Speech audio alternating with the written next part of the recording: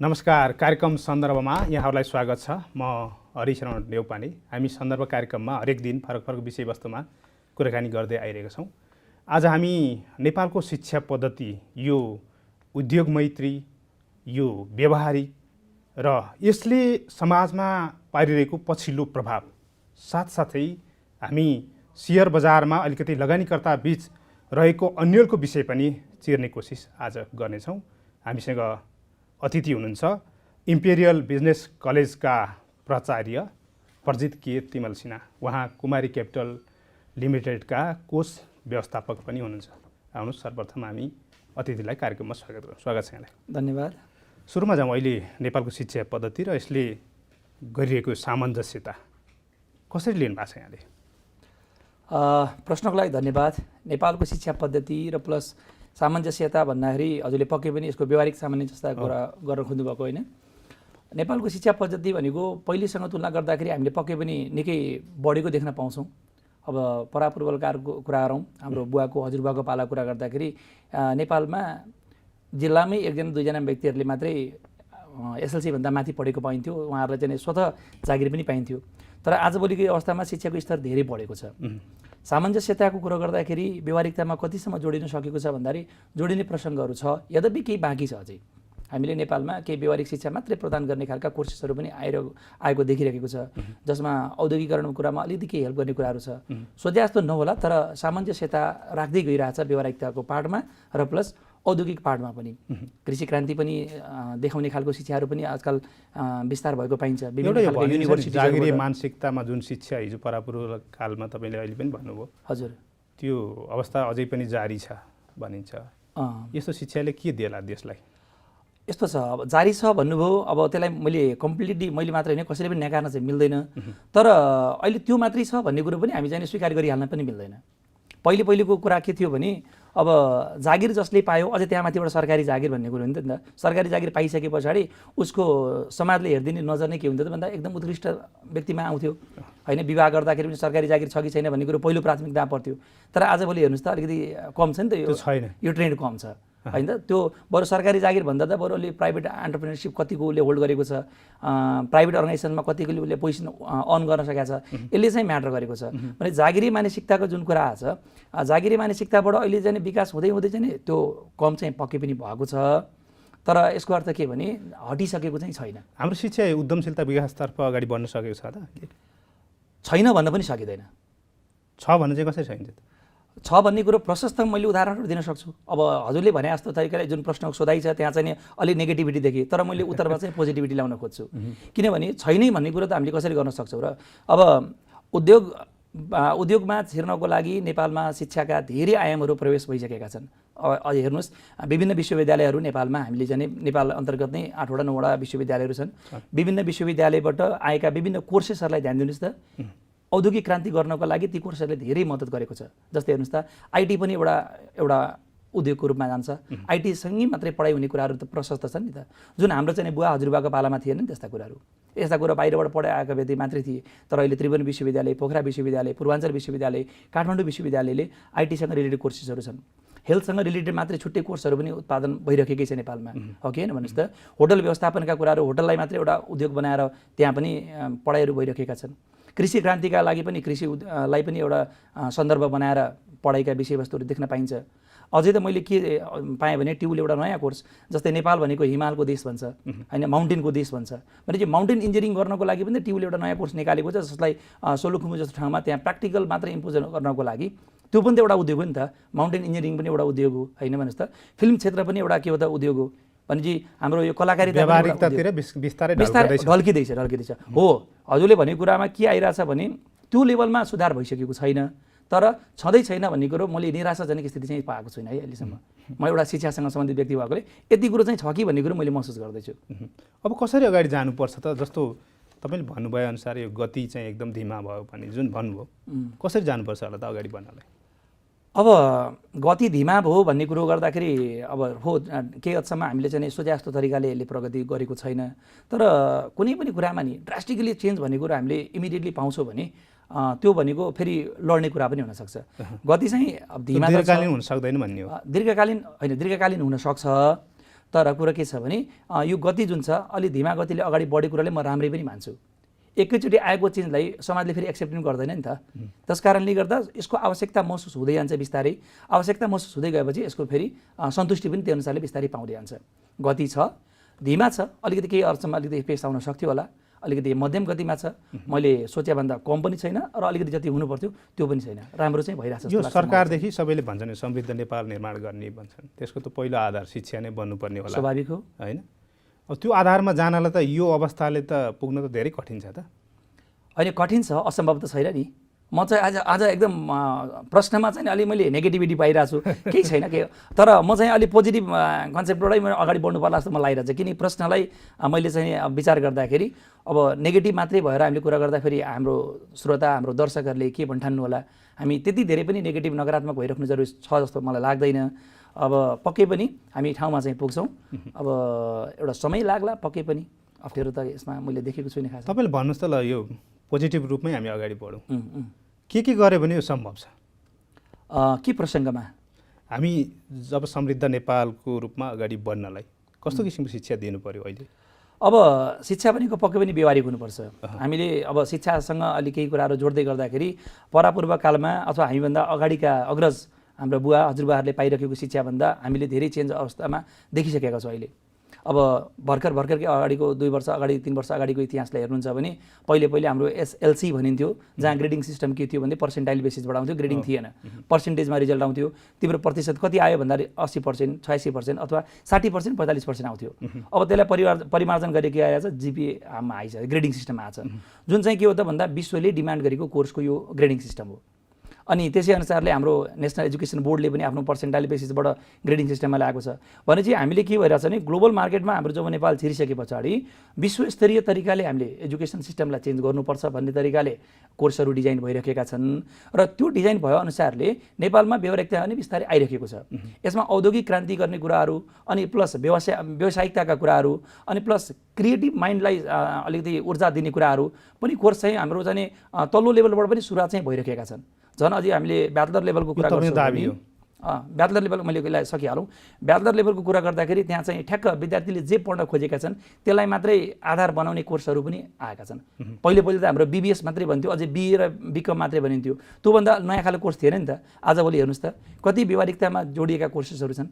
त्यस कारणले गर्दा यो आर्थिक समृद्धि प्राप्त गर्नको लागि अहिलेको शिक्षाले कामै नगर्ने होइन, काम गर्छ। अलिकति केही सुधारहरू अझै हुन बाँकी छन्, जुन चाहिँ हाम्रो चाहिँ नीतिमा बसेका व्यक्तिहरूले यसलाई चाहिँ विशेष गरी ध्यान दिनुपर्छ। भनेको नीतिगत सुधार अहिलेको आवश्यकता रह्यो, आवश्यकता छ पक्कै पनि, किनभने नीतिगत सुधार त हरेक दिन रहन्छ। आजको 10 वर्ष पछाडि पनि सुधारको आवश्यकता पर्छ, समयअनुसार परिवर्तन हुनु पर्यो। स्वाभाविक। अब यो दक्ष जनशक्तिकै कुरा आउँछ। हजुर, यो शिक्षाले उत्पादन गर्ने भनेको दक्ष जनशक्ति नै हो, स्वाभाविक। सायद त्यो जुनसुकै क्षेत्र होस्, होइन, नेतृत्व गर्ने होस्, उद्यमशीलता विकासदेखि देश हाँक्ने सबै विकासका कुराहरू यसैले नै निर्धारण गर्छ। त्यो दक्ष जनशक्ति उत्पादन गर्न सक्ने शिक्षा छ त अहिले नेपालमा? छैन भन्न पनि सक्दिनँ म, छ। अब उदाहरण पनि हामीले हेर्न सक्छौँ नि, नेपालमा यत्रा कर्पोरेट हाउसेसहरू छन्, यत्रा हाम्रो इन्डस्ट्रीहरू छन्। सिनेमा इन्डस्ट्रीको कुरो गरौँ अथवा चाहिँ हाम्रो एग्रिकल्चरकै कुरो गरौँ अथवा चाहिँ हाम्रो चाहिँ हस्पिटालिटीको कुरा गरौँ, होटल व्यवसायको कुराहरू गरौँ, यी सबै अर्गनाइजेसनमा लिड गरेका व्यक्तिहरूको नाम सम्झिनुहोस् त। विदेशबाट आएका होला, पक्कै पनि केही प्रविधिहरू हामीले बाहिरबाट ल्याएका छौँ, तर त्यो प्रविधिलाई सञ्चालन गर्ने त्यहाँका सिओहरू, त्यहाँका सञ्चालकहरू, एचआर म्यानेजरहरू हेर्नुहोस् त, नेपालबाटै उत्पादन भएका धेरै हुनुहुन्छ नि त। हो, एकाधवटा बाहिरबाट पनि आउनुभएको छ होला, विदेशी युनिभर्सिटी पढेर नेपालमा केही डाइमेन्सन्सहरू केही नयाँ तरिकाले थप्नु भएको छ होला। यसको अर्थ पुरा नगरेको त होइन नि त, छ नि त। त्यस कारणले गर्दा धानेको छ त भन्ने प्रश्नमा मैले देख्छु धानेको छ। केही सुधारका कदमहरू आवश्यकता होलान् अझै पनि, तर त्यति धेरै हामी नेगेटिभ हुनु पर्दैन। मैले देख्दैछु राम्रो हुँदैछ, शिक्षा पनि बढेको छ, यसले परिपूर्ति पनि गरेको छ। विदेशीहरूलाई चाहिँ भित्राइयो भने तिनीहरूलाई चाहिँ राम्रो मान्ने, नेपालमै उत्पादन भएका जो जनशक्ति छन् तिनीहरूलाई नराम्रो मान्ने प्रवृत्ति चाहिँ किन त? यो चाहिँ हाम्रो परम्परा। हजुर, परम्परा किन हो भन्छ नि, अब म हजुरको कार्यक्रममा यहाँ एउटा गेस्ट भएर आइराख्दा हजुरले मलाई एउटा विज्ञको रूपमा हेर्नुहुन्छ। हजुरलाई मैले मेरो कलेजमा अथवा मैले काम गरेको ठाउँमा बनाउँदा हजुर मेरो लागि विज्ञ रहनुहुन्छ। यो परम्परा हो र यो नेपालमा मात्रै होइन, हजुरले जहाँ पनि देख्न पाउनुहुन्छ यो कुराहरू।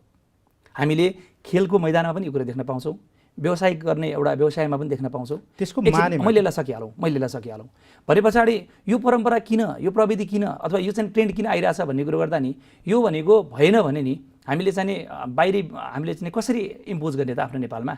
तसर्थ बाहिरबाट जो आउनु भएको छ उहाँहरू विज्ञ, हाम्रो चाहिँ कम विज्ञ भन्ने होइन। फेरि हामीले पनि बाहिर जाँदा हामी पनि विज्ञ हुन्छौँ नि त। छ त्यस्तो उदाहरण? डेफिनेटली छ नि। नेपालमा जस्तै अब हामीले जस्तै प्रतिभा छ भने हाम्रो चाहिँ अब नासामै पनि नेपालका वैज्ञानिकहरूले निकै राम्रो काम गरिरहेको भन्ने उदाहरण प्रशस्त हामीले मिडियाकै मार्फतबाट सुन्न पाएका छौँ होइन।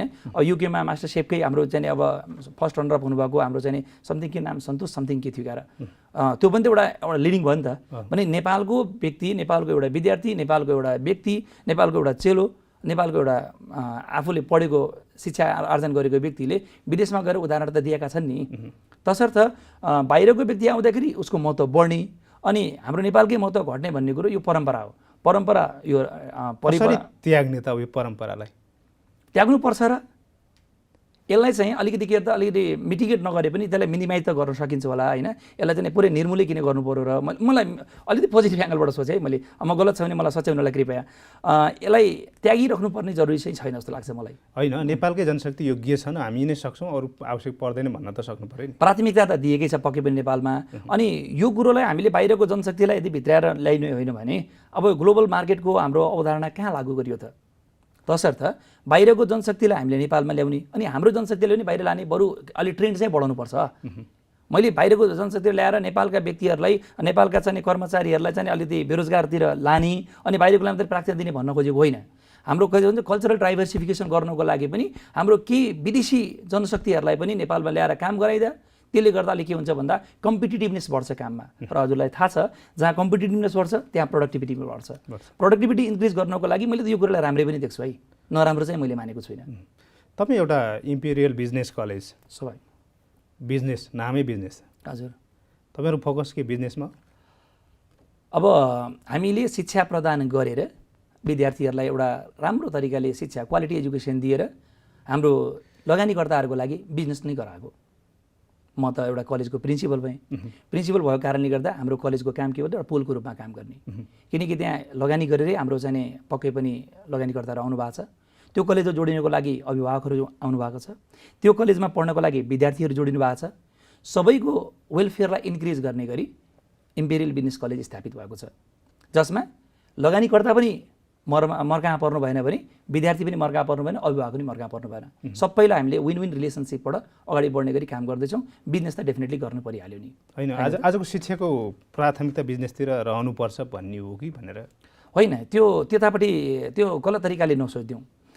शिक्षाको इम्प्याक्ट आजको शिक्षाको जुन एउटा सन्दर्भ चलिरहेको छ त्यो बिजनेसमा गरिनुपर्छ भन्ने होइन। अब जब हामी केन्द्रित चाहिँ के विषयमा हुनुपर्छ त? आज सबै विषयमा त हामी जानै सक्दैनौँ। हजुर, यो कोही विश्वमा कोही पनि जान सक्दैन। तर स्वाभाविक नेपालको विकासको लागि चाहिँ अहिलेको शिक्षा यो विषयमा केन्द्रित हुनुपर्छ भन्ने त रहन्छ नि। अब नेपालको विकासकै लागि कुरा गर्दा अलिकति यहाँ पक्कै पनि केही न केही हदसम्म राजनीतिक पाटो जोड्नै पर्छ होइन। किनकि एउटा विकास भन्ने कुरो एउटा शब्द सानो हो, तर यसले धेरै ठुलो के अरे समुद्रलाई नै अगोटिछ जस्तो लाग्छ मलाई। एउटा शिक्षा मात्रै नेपालका सम्पूर्ण व्यक्तिहरू 100% एजुकेटेड भयो भन्दैमा विकास भइहाल्ने होइन हो, त्यसले हेल्प गर्छ। तर विकास हुनको लागि के हुनुपर्छ त भन्दा एउटा राजनीतिक लेभलबाट एउटा चाहिँ माथिल्लो नेतृत्वदायी भूमिका हाम्रो चाहिँ देशबाट प्रधानमन्त्रीले अथवा जसले लिड गर्छ हाम्रो अब शिक्षाको क्षेत्रमा हामी कुरा गर्छौँ भने शिक्षा मन्त्रीले गरिदिनुपर्ने सहयोगको कुरा के अरे योगदानको कुराहरू बढिरहलान् होइन। त्यसै गरी हाम्रो स्वास्थ्यका पनि कुराहरू होलान्, हाम्रो फिजिकल इन्फ्रास्ट्रक्चरको जाने डेभलपमेन्ट कति भएको छ भन्ने कुराहरू होलान्। यी सबै कुरोले नै समृद्धि दिन्छ नेपालमा। शिक्षामा हामी फोकस भइरहेछौँ, स्वाभाविक रूपमा शिक्षा त बढ्नै पर्छ। किनकि एउटा शिक्षित वर्गले जति राम्रो तरिकाले सोच्न सक्छ नि त्यति एउटा नपढेको व्यक्तिहरूले राम्रो तरिकाले सोच्न सक्दैनन्। म यति भन्दै गर्दाखेरि नपढेका व्यक्तिहरू सबै असफल छन् भन्नेतिर म गइरहेको छुइनँ। हामीलाई शिक्षाले केही न केही एउटा बोल्न सक्ने क्षमतामा, सोच्न सक्ने क्षमतामा अभिवृद्धि चाहिँ गराउँछ, नभए सैद्धान्तिक ज्ञान स्वाभाविक रूपमा। अब जाउँ जस्तो व्यावहारिक शिक्षाको कुरो हामीले अलिकति कुरा कोट्यायौँ होइन। हजुर, यो भन्न त सबैले भन्छन् व्यावहारिक शिक्षा भनेर, तर त्यो किसिमको व्यवहारमै देखिने शिक्षा चाहिँ भएन। अब यसलाई चाहिँ कसरी अगाडि बढाउने त व्यावहारिक शिक्षा दिलाउनलाई? जस्तो अहिले जति पनि कलेजहरू छन्, जति पनि क्याम्पसहरू छन्, लगायत विद्यालयहरू जे जति छन् सबै सैद्धान्तिक ज्ञान बाँडे, अरू बाँकी केही पनि गर्न सकेनन् भनेको मतलब अधिकांश रूपले सकेनन्। केही त सामान्य रूपमा त छन् हजुर होइन, त्यो सकेनन् भनिन्छ। अब यसमा चाहिँ कुन क्षेत्रमा सुधार गर्यो भने ठ्याक्कै व्यावहारिक रूपमा अगाडि बढ्न सकिन्छ त? अब हजुरले यो प्रश्न सोध्दै गर्दाखेरि मासमा जे देख्नु भएको छ त्यो कुरो अनुसारले प्रश्न केन्द्रित भएको मैले आवाज गरिरहेको छु। म जुन क्षेत्रमा छु मैले भोगेको मैले अनुभवलाई यहाँ सेयर गर्नुपर्ने हुन्छ। हो, प्रश्नमा सत्यता छ। हामीले शिक्षामा जुन कुराहरू देखिरहेछौँ अलिकति केही विकृतिहरू छ जसले गर्दा व्यावहारिकतामा हाम्रो शिक्षालाई ढाल्न सकिएको छैन। तर ढाल्न सकिएको छैन भन्दाखेरि ढाल्न खोजिएको छैन भन्ने कुरो पनि होइन, ढाल्न खोजिँदैछ। यसको लागि हाम्रो शिक्षा मन्त्रालयले एउटा केही निर्देशिकाहरू बिस्तारै परिवर्तन गर्दै आइरहेको छ। विश्वविद्यालयहरू प्रशस्त मात्रामा नेपालमा खोल्दै गइरहेको छ। विश्वविद्यालयले नयाँ नयाँ कोर्सहरू इम्पोज गर्दै गइरहेको छ। विश्वमा चाहिँ जति पनि कोर्सहरू नयाँ देखिएका छन् त्यो नयाँ कोर्सहरूको चाहिँ अब अनुसरण नेपालमा पनि भइरहेकै छ। यसले गर्दा व्यावहारिकतामा चाहिँ जान खोजिँदैछ। सोचे जस्तो नगयो होला, मैले बारम्बार यो शब्द दोहोऱ्याएँ।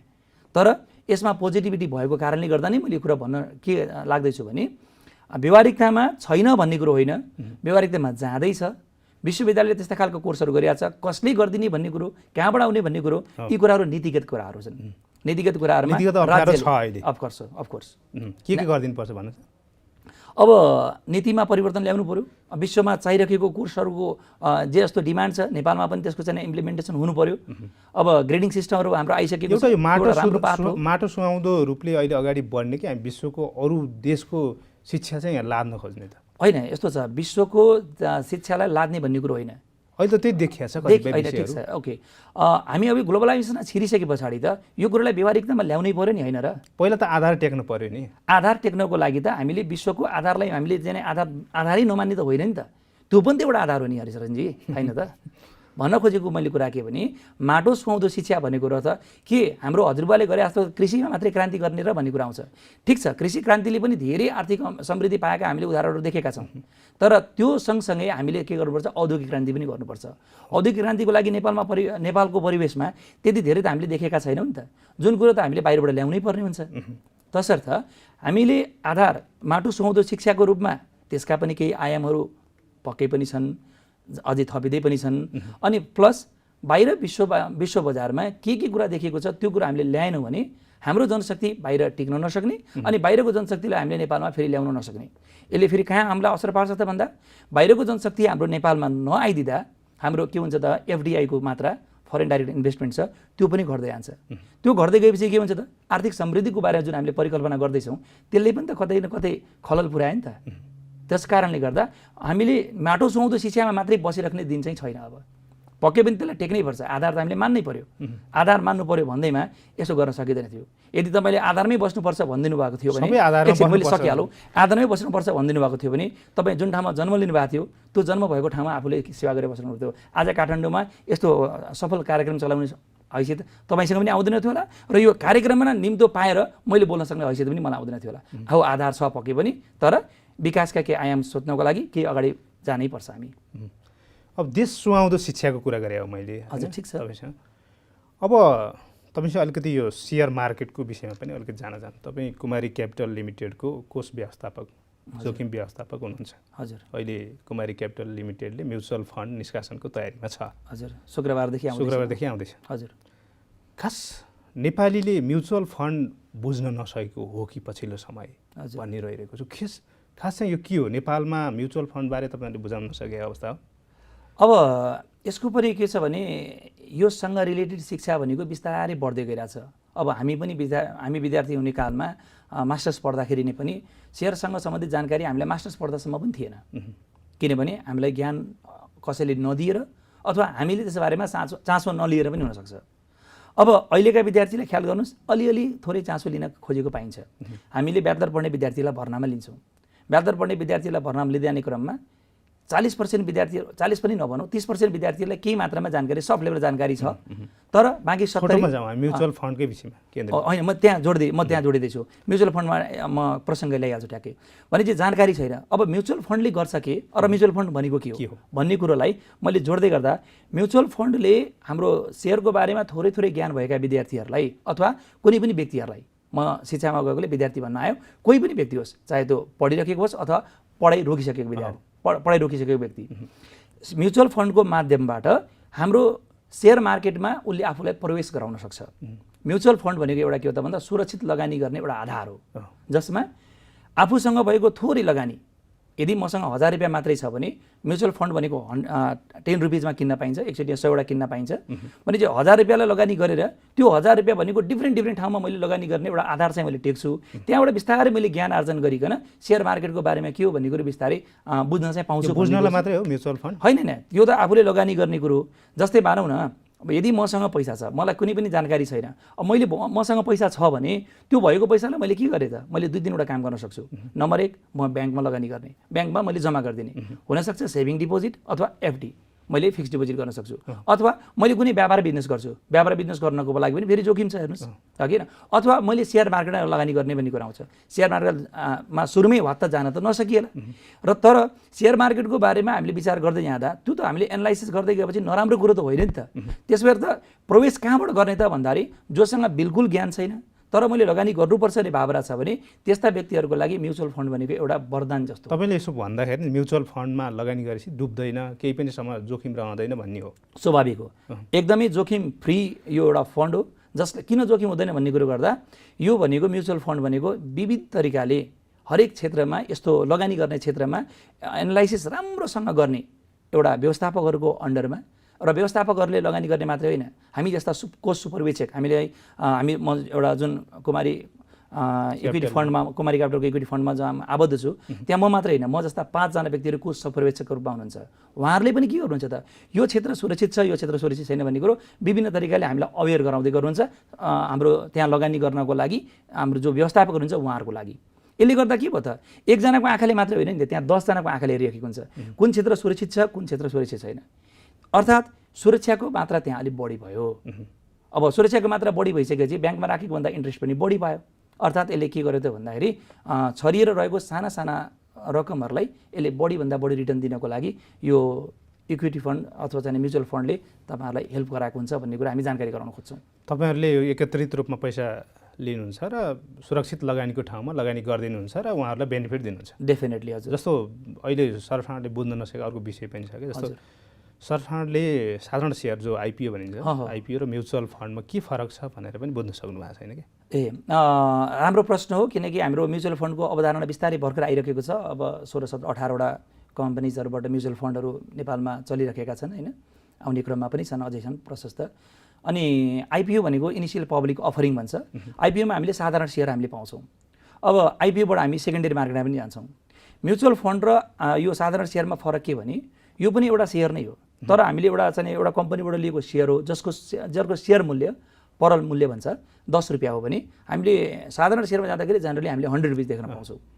अनि यसको सङ्ख्या कति, साधारण सेयर भनेको 10 वटा 15 वटासम्म अब कतिवटा लिस्टिङ गर्न सकिन्छ, त्यतिवटा मिनिमम हाल्न पाइयो भने म्युचुअल फन्डमा हालिने सेयर भनेको तपाईँको कमसेकम पनि 100 वटा हाल्नुपर्ने हुन्छ। 1000 रुपियाँभन्दा कमको लगानी गर्न पाइएन।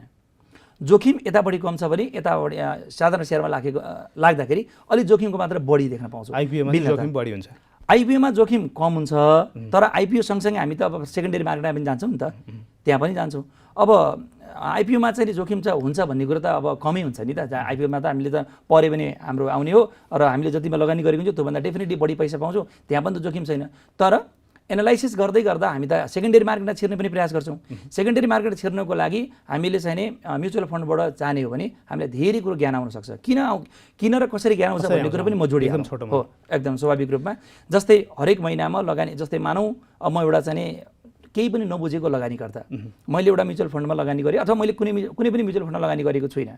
म्युचुअल फन्डले लगानी गरेका हाम्रो चाहिँ जति पनि कम्पनीजहरू छन् त्यो कम्पनीहरूले पनि अब कि त सेयर मार्केटमा अथवा चाहिँ सेक्युरिटिजहरूमा, गभर्मेन्ट बन्डमा, कर्पोरेट बन्डमा लगानी गर्छ अथवा गोल्डमा पनि लगानी गर्न सक्छ, रियल एस्टेटमा लगानी गर्न सक्छ। यदि सेक्युरिटी मार्केटमा मात्रै लगानी गरेको भने उसले त हरेक महिनामा एउटा समीक्षा एउटा त गरेर पब्लिस गरिरहेको हुन्छ। त्यो पब्लिस गरेको समीक्षालाई मैले अध्ययन गर्ने हो भने यो मार्केटमा यो रहेछ भन्ने कुरा सामान्य रूपमा ज्ञान त मैले अर्न गर्न सकेँ नि त। यो सबै के कोबाट आयो त भन्दा म्युचुअल फन्डले पब्लिस गरिदिएको रिपोर्टबाट। त्यो रिपोर्टले के गर्छ भन्दा एउटा कमन पिपललाई जसलाई हिजोको दिनसम्म ज्ञान थिएन त्यो रिपोर्टबाट उसले ज्ञान अर्न गर्न सक्यो। ज्ञान अर्न गर्न सकेपछि ऊ पनि बिस्तारै सेक्युरिटी मार्केटमा लगानी गर्ने एउटा पाइला चाहिँ टेक्दै जान सक्छ। तसर्थ पनि म्युचुअल फन्ड भनेको एकदमै राम्रो लगानीको लागि सुरक्षित एउटा एउटा कोष हो जहाँबाट हामीले एउटा कमन पिपल मजाले छिर्न सकिन्छ ढुक्क भएर। अन्तिममा छौँ, स्वाभाविक एउटा लगानीकर्ताले केमा विशेष ध्यान दिनुपर्छ, यहाँको छोटो सुझाव? अब लगानीकर्ता यदि म्युचुअल फन्डमा लगानी गर्ने भने केहीमा पनि ध्यान नदिनुहोस्, आफूसँग भएको पैसा लगानी गर्नुहोस्, त्यो डेफिनेटली त्यहाँबाट डुब्दैन, ढुक्क हुनुहोस्। यो कुरा मैले यो नेसनल टेलिभिजनबाट भन्दैछु, कुनै दिन पनि तपाईँलाई अप्ठ्यारो पर्दैन। यदि तपाईँ सेकेन्डरी मार्केटमा छिर्ने प्रयास गर्नुहुन्छ, प्राइमेरी मार्केट पनि अप्ठ्यारो छैन, त्यो पनि एउटा सेफ ल्यान्डिङको एउटा चाहिँ एउटा आधार हो। त्यो पनि सेकेन्डरी मार्केटमा छिर्न खोज्दै हुनुहुन्छ भने जुन कम्पनीको मैले सेयर किन्ने भन्ने कुरो सोच बनाउँदै हुनुहुन्छ भने पक्कै पनि त्यो कम्पनीको ट्रेन्ड एनालाइसिस गरिदिनु होला। किनभने हामीले देखेका छौँ लगानी गरिसकेर डुबेर कतिपय लगानीकर्ताहरू डिप्रेसनमा गएको र आत्महत्या गरेका केसहरू पनि हामीले सुनेका छौँ। त्यो अवस्था तपाईँमा पनि आइदिन्न भन्ने कुरो भन्न सकिन्न। त्यस्तो अवस्थाबाट जोगिनको लागि के गर्नुपर्ने हुन्छ त भन्दा ट्रेन्ड एनालाइसिस जरुरी छ। कम्पनीले कति बोनस दिइराखेको छ योभन्दा अगाडिको, क्यास डिभिडेन्ड दिएको छ कि हाम्रो चाहिँ सेयर बोनस सेयर दिएको छ। नेपालको सेयर बजार त अहिले पछिल्लो हेर्ने मेरो सेयर भर्नेहरूले आइपिओ र डिभेन्चर के हो भन्ने पनि नछुट्याएर अहिले डिभेन्चरमा धमाधम नबुझेर पनि लगानी गरेको पाइन्छ, लगानी गरेको पाइन्छ। होइन, बुझेर लगानी गर्नु पर्यो, बुझेर लगानी गर्नु पर्यो, ट्रेन्ड पनि एनालाइसिस गर्नु पर्यो। पछिल्लो 4 वर्ष 5 वर्षमा त्यो कम्पनीले के कस्तो ग्रोथ गरेको छ, सेयर होल्डरलाई कतिको उसले बेनिफिट दिन सकेको छ, क्यास डिभिडेन्ड कति दियो, बोनस सेयर कति दियो, यो कुरो हेर्नुपर्ने हुन्छ। भिडको पछाडि लाग्नु हुँदैन। आफूले एनालाइसिस नगरेसम्म अब आफ्नो प्रफिट हुन्छ भन्ने कुरो होइन। कहिलेकाहीँ अन्यलतामा पनि कहिलेकाहीँ प्रफिट हुनसक्छ, तर त्यो सधैँभरि दिगो हुन सक्दैन। दिगो प्रफिट अर्न गर्नको लागि ट्रेन्ड एनालाइसिस गर्नै पर्ने हुन्छ। हस्, हामीलाई समय दिनु, यहाँलाई धन्यवाद। हस्, हजुरलाई पनि धन्यवाद। यो नेसनल टेलिभिजनमा मैले आफ्नो विचारधारा राख्न पाउँदा फेरि पनि हजुरलाई धन्यवाद साथ बिदा हुन चाहन्छु। दर्शकबिन, आजको कार्यक्रममा हामीले नेपालमा व्यावहारिक शिक्षा लागू गर्नुपर्ने विषय र सेयर मार्केटमा लगानी गर्दा एक लगानीकर्ताले कसरी विशेष ध्यान दिनुपर्छ भन्ने विषयमा चर्चा गऱ्यौँ। आजको लागि सन्दर्भ यति नै। तपाईँ जनताद्वारा जनताका लागि प्रसारित जनता टेलिभिजन हेरिरहनुहोस्। नमस्कार।